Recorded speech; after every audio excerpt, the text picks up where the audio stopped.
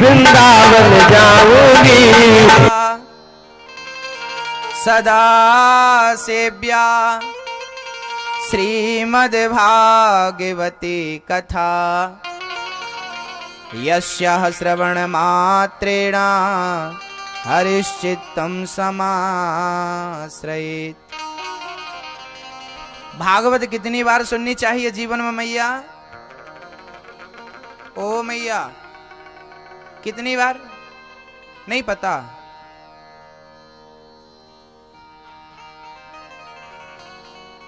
भागवत कितनी बार सुननी चाहिए अपने जिंदगी में? 1 बार, 2 बार, 3 बार, 4 बार, 5 बार, 6, 7, 8? चलिए बता देते हैं। राम राम रटते रहो। कब तक रटें? जब तक घट में प्राण। क्यों?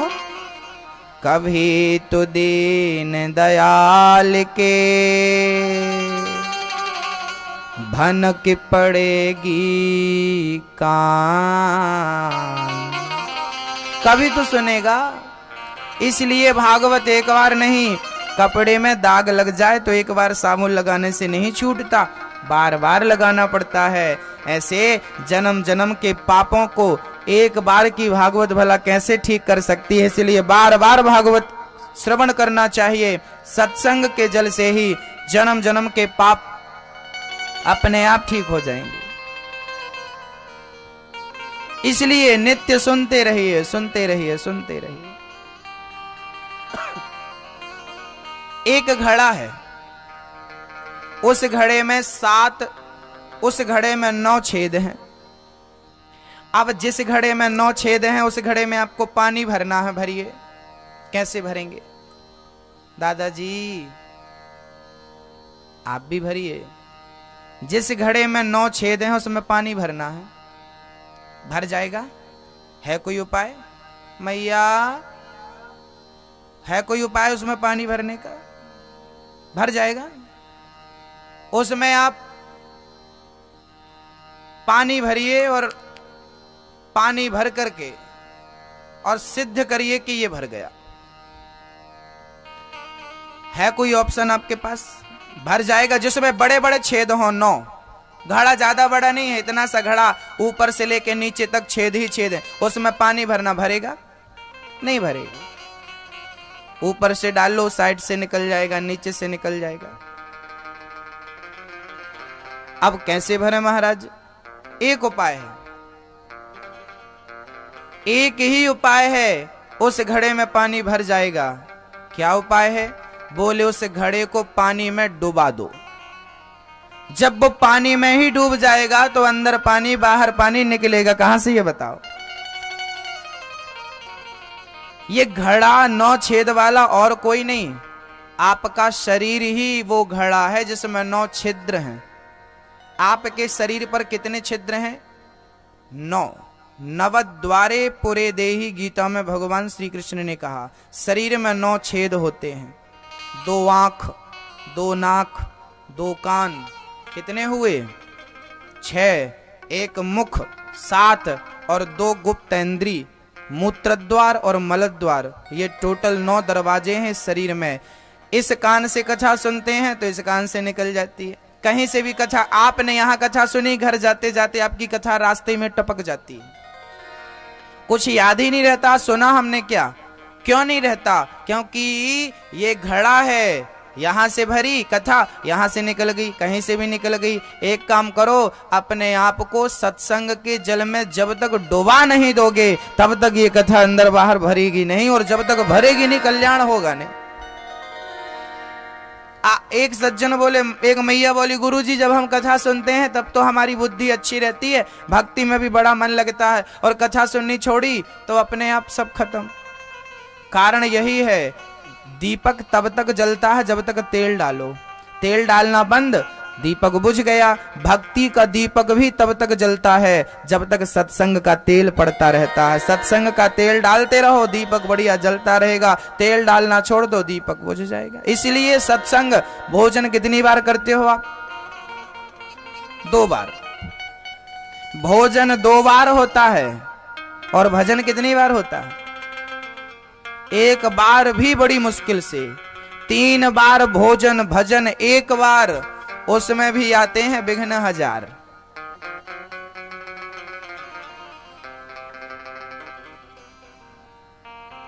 तीन बार भोजन, सुबह नाश्ता, फिर सुबह का भोजन, फिर शाम का भोजन, शाम का नाश्ता, चाय, जो भी आप खाते पीते हो, चाय के संग 2-4 बिस्किट टपका ही देते हो। खाने में कोई पाबंदी नहीं है, जबकि भोजन में मात्रा लगी है। शब्द को पकड़िए, भा में ओ की मात्रा, भो, जा और ना। भा में ओ की मतलब भोजन में मात्रा लगी है। भोई भाई भोजन करो तो मात्रा से करो, ज्यादा खाओगे मरोगे। वैसे ठंडी है ज्यादा चलेगा, गर्मी में ये प्रॉब्लम ज्यादा होती है। जबकि भोजन में मात्रा लगा है, भो में ओ की मात्रा, भा में ओ की मात्रा, मतलब मात्रा सिखा रही है कि प्राणी भोजन मात्रा से करना, मात्रा से अधिक करोगे तो मर जाओगे। लेकिन भजन में कोई मात्रा नहीं लगी, भजन कोई मात्रा नहीं, इसमें तो कोई मात्रा है नहीं, कोई रोक टोक है नहीं, करते रहो करते रहो। सत्संग ज्यादा, भजन ज्यादा, भोजन कम। भोजन इतना खाओ, भोजन इतना करो कि आप जिंदा रह सको और जिंदा रहकर भजन करो। लेकिन आप भोजन जिंदा रहने के लिए नहीं। कोई खाने के लिए जीता है तो कोई जीने के लिए खाता है। आप किस लिए खाते पीते हो आपको पता होना चाहिए। हम पता लगा कि क्या करेंगे? हम तो बस ये कहेंगे कि भोजन कम भजन ज्यादा। आप दिन में 5 रोटी यदि खा लेती हो, 2 इस टाइम की 2 उस टाइम की, और बीच में 1, यदि 5 रोटी आप खाती हो तो कम से कम 5 रोटी को पचाने के लिए कम से कम 2 माला तो जपो, तब तो वो पचेगी। नहीं वो पचेगी ना तो फिर वो रिएक्शन करेगी आपको। यदि वो निंदा चुगली में पची, फलाने की निंदा करते करते पच गई, फलाने की चुगली करते करते पच गई, यदि फलाने की बुराई सुनते बुराई करते करते पच गई तो फिर वो आपको नुकसान करेगी। यदि वो झगड़ा में पच गई, लड़ाई में पच गई, वो नुकसानदायक है। तो कम से कम 2 रोटी भजन से पचे, ऐसी आदत बनाओ। 1 रोटी कम से कम, 1 रोटी की ऊर्जा भगवान के लिए होनी चाहिए। 1 रोटी की शक्ति, 1 रोटी का पावर भगवान को समर्पित होना चाहिए। तब रोटी खाना, भोजन करना सफल है। नहीं तो खा रहे हो तो खाने का काम तो बंदर भी करते हैं, खा रहे हो तो खाने का काम तो कुत्ता बिल्ली पशु पक्षी भी करते हैं। उनमें और आप में क्या अंतर रह जाएगा? सिर्फ खाना, खा के सो पड़ना, सो जाना, खाना सोना और बच्चे पैदा करना। भोजन केवल आप भर नहीं करते, कुत्ता बिल्ली पशु पक्षी भी पेट भर के खाते कि नहीं? आप खाते हो वो खाते हैं। आप सोते हो तो बढ़िया से नाले में सुअर भी सोता है, उसका एसी वही है, उसका एयर कंडीशन रूम वही है। आप सोते हो वो सोता है, आप खाते हो वो खाता। आप बच्चे पैदा करते हो वो भी बच्चे पैदा करते हैं, बिल्ली से लेके कुत्ते से लेके हाथी से लेके चींटी से लेके सब तक। ये 3 काम सब करते हैं, खाना सोना और बच्चे पैदा करना। ये 3 आप भी करते हो। आप बताइए कि भगवान ने आपको मनुष्य क्यों बनाया? यदि इन काम को ही करने के लिए बनाया होता तो दूसरी योनि में डालता। इसका अर्थ है कि परमात्मा ने आपको खाने सोने और भोग भोगने के लिए नहीं, इस मनुष्य के चोले पर परमात्मा ने इसलिए भेजा है कि जाओ तुम मेरा भजन करके आत्म कल्याण करो, दूसरों की आंखों के आंसू पोंछो, किसी के काम आओ। लेकिन हम उद्देश्य भूल गए, किस लिए आए हैं भूल गए। याद करो आने का हेतु क्या है, क्यों आए हैं हम। भक्तों, नारद जी महाराज कहते हैं मैं समस्त तीर्थों में गया, लेकिन आज भागवत सुनी तो ही शांति मिली। नारद जी ने जब भागवत की महिमा सुनी कि भागवत एक बार नहीं, दो बार नहीं, तीन बार नहीं, भागवत अखंड सुननी चाहिए, निरंतर सुननी चाहिए। और जब बार बार सुनते हैं ना तो भक्ति बढ़ती है। सदा सेव्या श्रीमद् भागवती कथा, बार बार सुनना चाहिए, बार बार सुनना चाहिए। अच्छा, एक बात और है, आप उसके बारे में ज्यादा सुनते हैं जिससे प्रेम होता है। आपको भगवान से प्रेम होगा तो भगवान के बारे में ज्यादा सुनेंगे। सुनाइए कथा, सुनाइए, सुनाइए चर्चा, सुनाइए। आपको संसार के बारे में प्रेम होगा तो संसार से प्रेम करके संसार के बारे में सुनेंगे, है ना। पहली बात तो यह है कि आपको भगवान से प्रेम होना चाहिए। किस किस को प्रेम है भगवान से? उठा लो हाथ। मैया, पड़ोसन से पूछ के उठाओगी?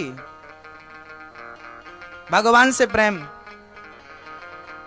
है? प्रेम भगवान से?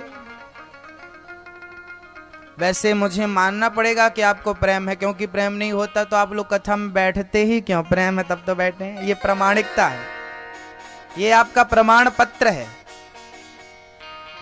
प्रेम है आपको। आइए आगे की बात करते हैं। भक्ति महारानी प्रकट हो गई, ज्ञान वैराग्य भक्ति स्वयं। महाराज जी, कथा की महिमा सुनकर मेरा दुख गायब हो गया, मुझे जगह दो बैठने की, मैं बैठूं कहां? संत बोले, ये जो भक्त बैठे हैं इनका हृदय खाली है, जाके इनके हृदय में जाकर बैठ जा।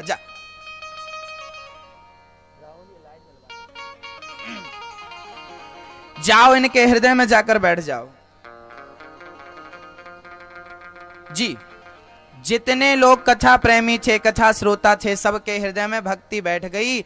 जो कथा प्रेमी होते हैं उनके हृदय में भक्ति बैठती है, उनके हृदय में परमात्मा बैठता है। अच्छा, मैं ये एक बात बताऊं, भगवान आपके अंदर है, थोड़ी देर पहले आप लोगों ने हमें बताया। महाराज जी, भगवान यहां है। अब मुझे एक बात और बता दो कि यहां तक भगवान पहुंचा कहां से? कहां से गया? भगवान आपके हृदय में है, हमारे हृदय में है, ठीक है, पर भगवान यहां कहां से गया? आंख से गया, नाक से गया, मुंह से गया, कान से गया, कहां से जाता है भगवान? भगवान अंदर कहां से जाता है? कोई आपसे यह प्रश्न कर सकता है ना? तो आपको पता होना चाहिए भगवान अंदर कहां से जाता है। प्रविष्टः कर्णरंध्रेण, कहां से जाता है?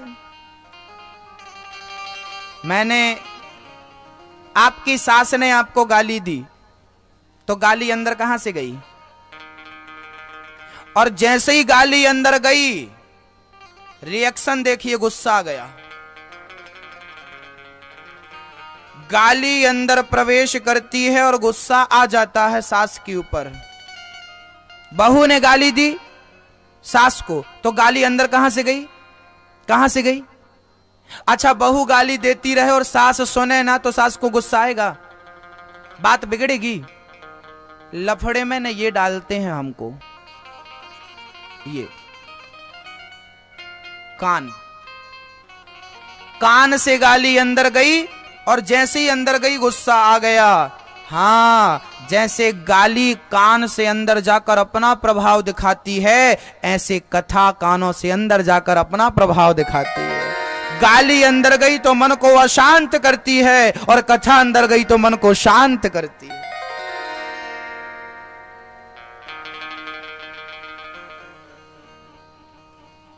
अच्छा,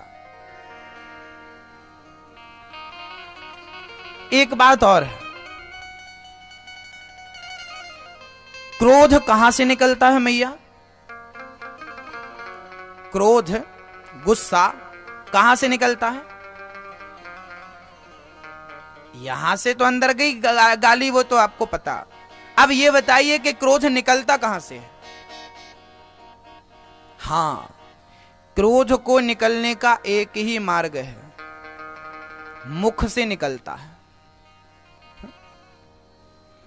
जब मैं बहुत गुस्सा होता हूं, जब मैं बहुत क्रोध में आता हूं, तो मेरा क्रोध कहां से निकलता है? मुख से। याद रखना, मेरे मुख से जो बातें उस समय निकलती हैं क्रोध में, तो उन बातों के साथ, उन शब्दों के साथ क्या निकलता है? क्रोध भी निकलता है। मैं आपको ना अभी प्यार से एक गाली दे दूं तो आप बुरा नहीं मानेंगे। मजाक में गाली दे दूं, प्यार की गाली दे दूं, विनोद में कुछ कह दूं, आपको बुरा नहीं लगेगा। लेकिन वही गाली जब मैं क्रोध में कहूं, आपको बुरा लगेगा। समझ रहे हैं भैया? हां, क्रोध के साथ, क्रोध के जो है ना शब्दों के साथ जो है क्रोध भी निकलता है। शब्द ही तो क्रोध है।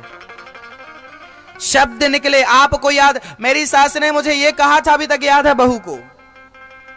सास ने तो बहुत कुछ कहा था पर तुझे और कुछ याद नहीं है। लेकिन वो बात कैसे याद रह गई? बोले उस बात के साथ क्रोध भी निकला था। जैसे मुख से शब्द के साथ क्रोध भी निकलता है, ऐसे कथा के साथ परमात्मा भी निकला करता है। भक्तों, परमात्मा भी उस शब्द में घुला, इसलिए कहा करते हैं कि शब्द ही ब्रह्म है। कथा के साथ, शब्द के साथ परमात्मा निकलता है। और जैसे गाली आपके हृदय में बैठ जाती है, ऐसे कानों से कथा प्रवेश करके आपके हृदय में बैठ जाती है। और जैसे गाली अपना प्रभाव दिखाती है, आपके मन को व्याकुल करती है, ऐसे कथा हृदय में पहुंचकर आपके मन को शांत कर देती है, भक्ति से ओतप्रोत कर देती है। भक्ति। जब तक कथा सुनेंगे नहीं, तब तक भगवान से प्रेम होगा नहीं। भगवान से प्रेम हो, इसके लिए कथा सुनना आवश्यक है। एक बार नहीं, 2 बार नहीं, बार बार सुनिए, सुनते रहिए। भक्तों, भक्ति महारानी को बिठाया, नारद जी को डाउट हुआ, गुरुजी हमें एक बात समझ में नहीं आई, कोई पुण्यात्मा कथा सुने तो मुक्ति मिल जाए, कोई आश्चर्य नहीं। कोई पापी कथा सुन के मुक्त हो जाए तो आश्चर्य नहीं। जिसने जीवन भर पाप किया है, क्या ऐसे पापी भागवत सुन के मुक्त होंगे? बोले हां। भक्तों, कैसे कैसे पापी भागवत सुन के तरते हैं, आइए सुन लेते हैं। कैसे कैसे पापी, बड़े बड़े पापी, यहीं से बड़े बड़े पापी जो भागवत सुन लेता है ना, तर जाता। भागवत तारती है, जो भी भागवत सुनता है तर जाता। नारद जी बोले महाराज ऐसा कोई पापी है जो भागवत सुन के तरा हो, हमें कोई प्रमाण पत्र तो दो। बोले हां, एक पापी है जो भागवत सुन के तर गया। क्या नाम था? बोले एक गांव था। मैं एक छोटी सी कथा सुना रहा हूं मेरी मां, थोड़ा आप लोग सावधान होकर सुनिए। इस कथा के बाद मैं आप बिहारी जी का दर्शन करा के आपको आरती की ओर ले चलूंगा। एक गांव था, उस गांव में एक पंडित जी रहते थे। पंडित जी का नाम था आत्मदेव। आत्मदेव नाम के पंडित जी भजन करते, पूजन करते, भगवान का ध्यान करते। एक दिन उनका एक पड़ोसी आ गया। उनके घर में सब कुछ था। पंडित जी के घर पैसा भी था, घर परिवार भी अच्छा था, नाम शोहरत भी थी, नाम अच्छा खासा था। पर पंडित जी के घर में एक चीज की कमी थी। क्या? बोले उनके घर पुत्र नहीं था, संतान नहीं थी। जीवन में कितना भी मिल जाए, कोई ना कोई कमी बनी ही रहती है। आत्मदेव जी की पत्नी का नाम था श्रीमती धुंधली देवी। धुंधली उनकी पत्नी जैसी थी, जिसकी पत्नी वैसी हो जाए ना तो वो आदमी बहुत जल्दी महान बन जाता। धुंधली हमेशा उल्टी चलती थी, सीधा कोई काम करती नहीं थी। पति जी सीधा कहें तो उल्टा करती और उल्टा कहें तो सीधा करती। एक दिन आत्मदेव जी बोले सुनो, गांव में महात्मा जी आए हैं, जरा भोजन बना लो। मैं क्यों बनाऊं, मैं नौकर हूं क्या? दूसरे दिन आत्मदेव जी बोले सुनो, गांव में महात्मा आए हैं पर तुम भोजन मत बनाना। नहीं नहीं, मैं तो बनाऊंगी। अच्छा बनाना, पर खीर मत बना लेना। मैं तो बनाऊंगी। अच्छा पापड़ मत रख लेना। नहीं नहीं, मैं तो रखूंगी। अच्छा सुनो, सलाद मत काट लेना। नहीं नहीं, मैं तो रखूंगी। और सुनो, ठंडा पानी मत रख देना घड़े का। नहीं नहीं, मैं रखूंगी। जो मना करें वो सब हो जाता और जो कहें वो कुछ नहीं होता। तो आत्मदेव जी को आदत हो गई थी उल्टा कहने की। सुनो, भूख नहीं लगी, हम भोजन नहीं करेंगे, थाली लेके आ जाती, कर लो। और कभी कहते कि चलो भोजन ले आओ, क्यों, खुद निकाल के खा नहीं सकते। एक दिन आत्मदेव जी गंगा नहवाने ले गए, चलो तुमको हरिद्वार नहवाते हैं, शायद पाप धुल जाए गंगा मां के स्पर्श से। आत्मदेव जी धुंधली को ले गए। धुंधली गंगा में नहाए, उसके पहले आत्मदेव जी के मुंह से निकल गया, सुनो वहां मत जाना, गहरा है। नहीं नहीं मैं तो जाऊंगी। लो भैया गई, और हर की पैड़ी की धार आपने शायद देखी हो, बड़ी तेज बहती गंगा में, जैसे ही गई बह गई, चिल्लाई बचाओ बचाओ बचाओ। आत्मदेव जी बोले मर।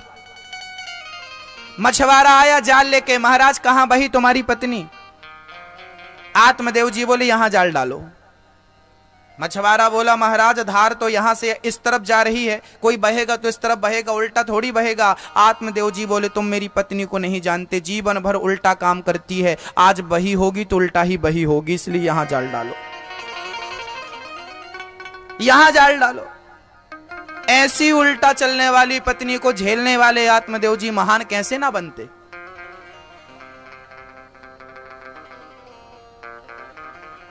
जिसकी पत्नी प्रतिकूल हो और उस हाल में भी उसका पति अनुकूल हो, ठंडा हो, महान तो है ही वो अपने आप में। पत्नी वैसे तुलसीदास जी की अच्छी थी। तुलसीदास जी की पत्नी ने तुलसीदास जी को संत बना दिया। कहते हैं तुलसीदास जी की पत्नी ने अपमान कर दिया तुलसीदास जी का, तुलसीदास जी संत हो गए। मैंने कहा अपमान करने से कोई संत बन जाता तो आज सदर में संत ही संत होते। पत्नी के अपमान से कोई संत बनता तो साहब कौन सुनाए अपनी खुद की, कितने बार होता है। तुलसीदास जी ने अपनी पत्नी से बहुत प्यार करते। पैदा हुए मां मर गई, थोड़े दिन बाद पिता मर गए, जिस मां ने पाला वो भी मर गई। अब गांव के लोग बोले ये ठीक नहीं है, जो इसको पालता मर जाता है, इसलिए गांव के लोगों ने बहिष्कार कर दिया। पैदा हुए तो तुलसीदास जी 3200 दांत थे। लोग अपशगुन कह रहे थे, ये बालक अच्छा नहीं है, लोग उनको निकाल रहे थे, कोई खाने को नहीं। तुलसीदास जी प्यार नहीं पाए, शादी भई, शादी के बाद पत्नी का थोड़ा सा प्यार मिला तो उनको अच्छा लगा, अब पत्नी के साथ रहने लगे। 15 दिन बाद उनका भाई लेवाने आ गया, चलो हमारे साथ। पत्नी चली गई, अब तुलसीदास जी को रहा ना गया, चल पड़े पत्नी के पीछे पीछे, मैं भी आ रहा हूं। पत्नी ससुराल, पत्नी मायका पहुंची ही थी कि तुलसीदास जी भी उसी रास्ते पर चल पड़े। मैं कैसे रहूंगा तुम्हारे बिना, चल पड़े। रास्ते में एक नदी पड़ी, बहुत बाढ़ थी, एक मुर्दा बह रहा था, मुर्दे को ही नाव समझ करके पार हो गए, क्योंकि पत्नी के सिवा कुछ दिख ही नहीं रहा था कि ये मुर्दा है, कि ये लकड़ी है, कि ये पानी है। पत्नी के कमरे में एक सांप जा रहा था, सांप को रस्सी समझ, ओहो मुझे अपने कमरे में बुलाने के लिए रस्सी डाल रखा। रस्सी को सांप समझकर तुलसीदास जी चले गए।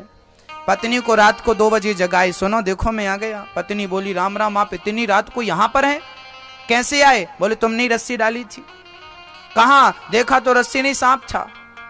ओहो हो, आप यहां आ गए। तुलसीदास जी की पत्नी ने देखा, पत्नी के प्रेम में तुलसीदास पागल है। बोल पड़े तुलसीदास जी की पत्नी से, तुलसीदास जी से बोल पड़ी पत्नी, स्वामी जी जितना प्यार आपने हमसे किया, इतना प्यार यदि राम से हो जाता तो आपका कल्याण हो जाता, भटकना सदा सदा के लिए बंद हो जाता। बस वो दिन था तुलसीदास जी के लिए कि दोबारा लौट कर देखे नहीं, तुरंत वापस।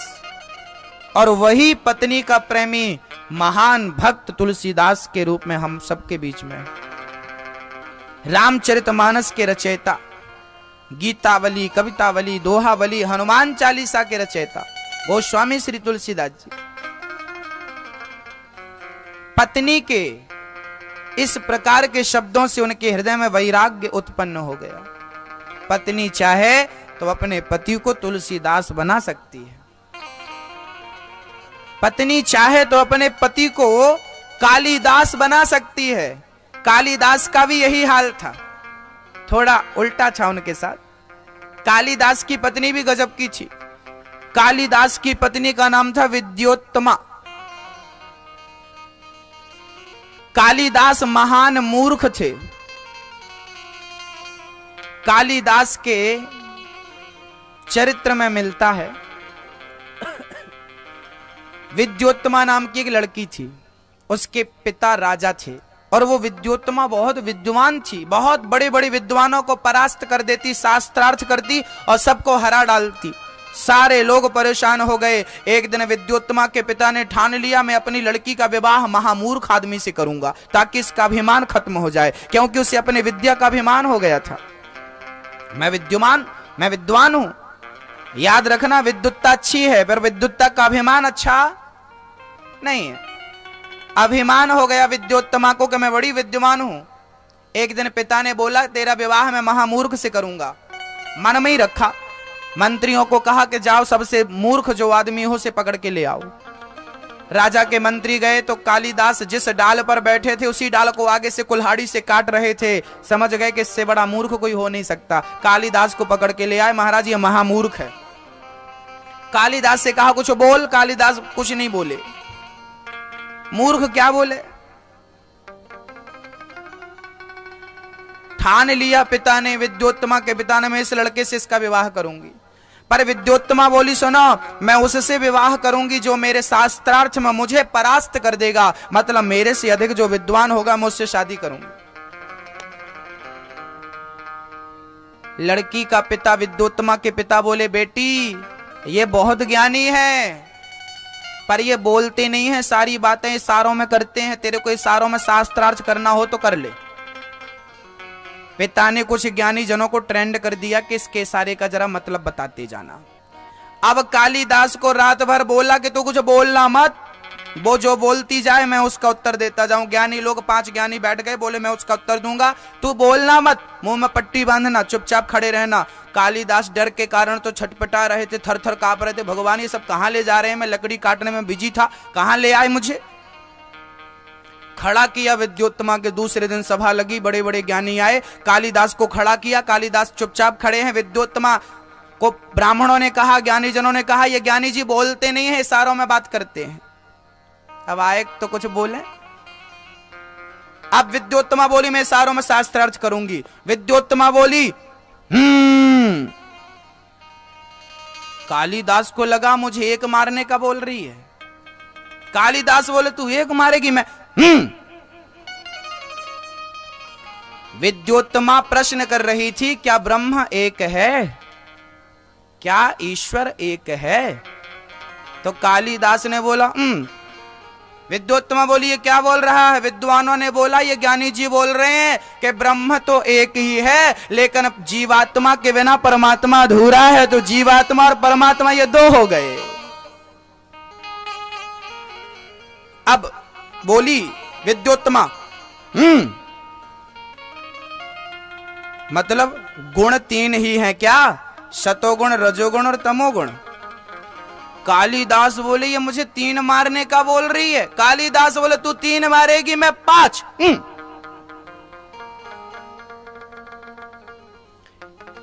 विद्योत्तमा बोली ये क्या बोल रहा है? ज्ञानी जी बोले आप पूछ रही हो सतोगुण, तमोगुण, रजोगुण क्या है, लेकिन ये कह रही है कि इन 3 गुणों से भी परे 5 तत्व हैं, चित जल पावक गगन समीरा, पंच रचित अति अधम शरीरा। याद रखना शरीर को निर्माण करने में शरीर किस चीजों से निर्मित होता है? 5 तत्वों से। तो ये 5 बोल रहे हैं कि 3 से भी ऊंचे ये 5 हैं, ये 3 तब पूरे होंगे जब ये 5 होंगे। 5 जब आपके अंदर होंगे, जब हम जिंदा होते हैं, जब हम होते हैं तभी सतोगुण, तमोगुण, रजोगुण हम पर लागू होता। हम मर जाएंगे तो कौन सा गुण लागू होगा? तो अब तो बड़ी उत्सुकता भाई। अब विद्योत्तमा बोली कालिदास बोली 5 मारने का बोल रही है। कालिदास बोले तू 5 मारेगी, मैं 1 मुट्ठी मारूंगा। ऐसा कर लिया। कालिदास बोले विद्योत्तमा बोली ये क्या है? तब विद्वानों ने कहा कि ये 5 तत्व अलग अलग हैं, अग्नि, जल, अग्नि, जल, वायु, आकाश और पृथ्वी। इन 5 को यदि अलग अलग कर दिया जाए तो किस शरीर का निर्माण होगा? ये 5 जब एक हो जाएंगे तब ये मनुष्य का देह तैयार होगा, मनुष्य का चोला तैयार होगा। ये 5 के समावेश से ही ये तैयार होता है। अलग अलग हो जाए, अग्नि अलग चली जाए, आकाश अलग चला जाए, पृथ्वी, तो कैसे निर्माण होगा? तो ये 5 का 1, ये कह रहे हैं कि पंच महाभूत से शरीर निर्मित होता है, उसका ये दे रहे हैं इशारा। अब विद्योत्तमा तैयार हो गई, मैं इससे शादी कर लूंगी। लो भैया, विद्योत्तमा की कालिदास से शादी हो गई। जब शादी हुई तब वो बोला, और जब बोला तब पता चला ये महामूर्ख है। विद्योत्तमा बोली मेरे साथ छल हुआ। तो एक दिन क्या हुआ, नीचे माता जी की पूजा चल रही थी, भद्रकाली बैठी थी, नवरात्रि का टाइम था, चारों तरफ दशहरा की धूम थी, हवन चल रहे थे। विद्योत्तमा ने अपने पति को ऊपर छत से धक्का दे दिया। ऐसे मूर्ख के संग में क्या रहूंगी। कालिदास को धक्का दिया तो कालिदास की जीभ कट गई, जिह्वा, और जिह्वा कटी तो सामने माता जी का हवन चल रहा था, नवरात्रि का टाइम था, माता जी का हवन चल रहा था। कालिदास जी की जिह्वा जाकर के हवन कुंड में स्वाहा, और जैसी स्वाहा भई महाकाली प्रसन्न हो गई। बेटा मैं पुत्र में प्रसन्न हूं, तूने जिह्वा दान करी है, बोल क्या चाहिए। कालिदास बोल रहे थे विद विद विद। अब जिह्वा कट गई तो शुद्ध कैसे बोले, विद विद, मतलब वो कह रहे थे कि विद्योत्तमा ने धक्का मारा। माता thanks for my watching video.